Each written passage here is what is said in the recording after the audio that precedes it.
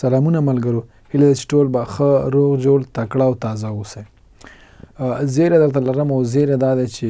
زما لومړی کتاب تورغم په دویم ځل باندې هم چاپ کیږي. تقریبا د دې میاشتې په آغاز کې، یعنې د 2023 کال د ډسمبر په آغاز کې ما تاسو ته زیری درکړی چې تورغم ناول له خیر د چاپ په ګاڼه سمبالیږي، خو د پېښور د مارکیټ د چاپ چارې تاسو ته معلومې دي ټکنۍ وي او په دې کې د حیرانتیا خبره ځکه نشته چې د پېښور د نورو ټولو وسایلو په شان، د پښتونخوا ټولو وسایلو په شان بجلی هم چې د یوازې په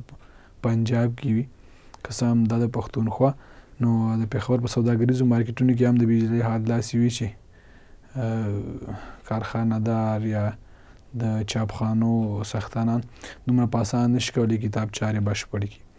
نو څه به دا وجې څه به نورې وجې وي، خو موږ به یې همدا یاده کړو. نو په دې خاطر باندې چاپ چارې دلته لږه ټکنۍ وي. نو بالاخره د کتاب کور مالک یار اکبر زیری راکړی دی چې د کتاب چارې پیل شوي دي او انشاءالله چې په همدې اونۍ کې به کتاب د چاپ په ګاڼه سمبال شي او لوستونکي به وکولی شي چې کتاب د کتاب پلورنځیو څخه ترلاسه کړي. دا زما لپاره ډېر د نیکمرغۍ ځای دی. ما غوښتل ویډیو دې په خاطر وکړم چې د خپلو پښتنو وروڼو نه مننه وکړم د ټولو هغو نه کوم چې زما لومړۍ ادبي هڅه دومره وستایله چې په اول کال کې په دویم ځل باندې زما کتاب چاپ کیږي او دا هم په دې وجه باندې دومره لیټ شو، دومره ناوخته شو چې د پښتو کتاب اولنۍ مالي چارې چې هم سختي، بیا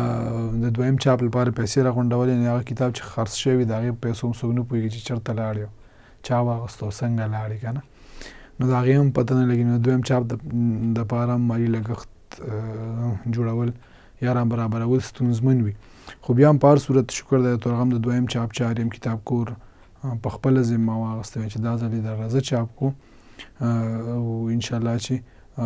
پښتانه به د دویم چاپ مو همداسې وستایي څنګه چې لومړی چاپ په څو میاشتو کې دننه په مارکیټ کې نه و خلکو اخیستی و،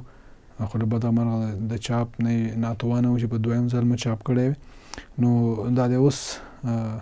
د 2023 کال وروستۍ شیبې دي،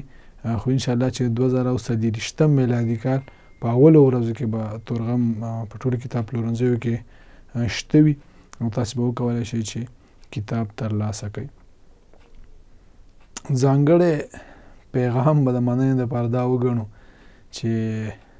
پښتو هر یو کتاب چې وي،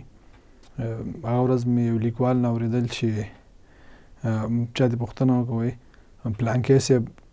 کاشکې تاسې پښتو لیکل هم کولی، نو هغې ورته ویل چې زه خو په اردو ژبه باندې ځان ساتم او پښتو خو خپله غریبه ژبه ده، هغه موږ څه وساتي. نو زه وایم چې دا شکر دی چې دغې غریبې ژبې ته خدمت کوو، بیا دغې غریبې ژبې لوستونکي هم واپس مینه راکوي، کتاب نازوي، کتاب اخلي او انسان ته یو داسې حس پیدا کېږي چې زما هغه ټولې شیبې، هغه ټولې شپې، هغه ورځې، هغه شوګیرې چې په کتاب لیکلو باندې تېرې شوې چې د ژبې د خدمت په پار باندې یا د یوې خاص ایډیالوژۍ دپاره چې هغه پښتونولي ده، په لر و بر افغانانو کې د ورورولۍ حس رابیدارول دي، د دوی سیاسي پوهه رابیدارول دي، د دغه ایډیالوژۍ په خاطر چې کومې شپې سبا شوې، کومې شیبې په کتاب لیکلو تېرې شوې، حقیقت چې کله پښتانه ستا کتاب ولولي او بیرته تا ونازوي نو انسان ته حوصله پیدا شي، هغه تشویق شي چې واقعا پښتانه کتاب لولي، کتاب سره مینه کوي او موږ کولی شو چې لا هم په دې لاره کې کار وکړو. نو زما کار خو نه دی، خو بیا هم په دې خاطر یې کوم چې زما ژبه ده، زه خو یو خبریال یم، ما د ژورنالیزم پوهنځی ویلی دی، خو دا شکر دی چې الله په ادب کې هم دومره لاسرسی راکړی دی، لاسبری راکړی چې زه کولی شم یو داسې اثر وپنځوم کوم چې د پښتنو په زړه کې د هغوی د ژبې سره مینه راوپارئ، کوم چې د پښتنو په زړونو کې د هغوی د یو بل سره د مینې کولو لپاره توان پیدا کړي، هغوی مینې ته وهڅوئ. دا ډېر د خوشبختۍ ځای دی او زه په دې باندې ویاړ کوم چې الله ما ته داسې سکیل او مهارت هم راکړی دی چې زه د لیک د لارې نه د خپلې ژبې د خپلو ورونو خدمت کولی شم. نو تورغم دویم چاپ انشاءالله چې چمتو دی او زما هیله ده چې لومړي چاپ په څېر به دویم چاپ هم تاسې واخلئ. البته چا چې نه یې اخیستی ځکه لومړی چاپ 1500 کتاب او پای کې 200 ما کابل ته لیږلي وه 300 څه به ښایي نور هم چې دې پښتنو ته رسېدلي دي. نو 1500 کتابه ډېر کم وي. دا ځل موږ 1000 کتابه چاپ کړي دي او انشاءالله چې ټول هغه پښتنو ته چې د خپلې ژبې سره مینه لري غواړي چې د خپلې ژبې سره د خپلې ژبې د یادولو او د لوستلو غریزه پکې پیدا شي، د هغې سره مینه پیدا شي، یا د خپل پښتنې خاورې د پښتون سیاست او د پښتونولۍ سره یې مینه پیدا شي. نو انشاءالله چې دا ناول به د هغې سره مرسته وکړي